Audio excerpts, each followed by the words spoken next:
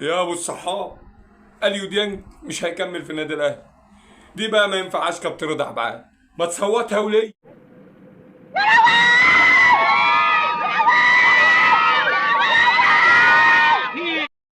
يا ابو الصحاب، عامل ايه؟ ان شاء الله تكون كويس.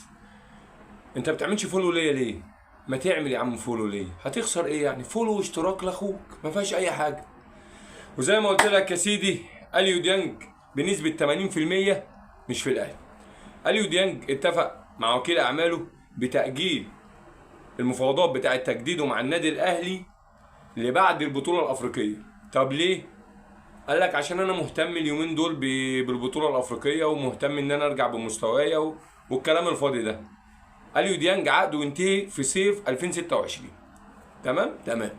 يحق للاعب التجديد في يناير اللي جاي مع اي فريق فري، لان اللاعب هيكون خلاص كده مدته يحق له ان هو يمضي في يناير اللي جاي. فبنسبه 80% ولا نسبه تتخطى من 80% كمان، اليو ديانج مش هيكمل مع النادي الاهلي.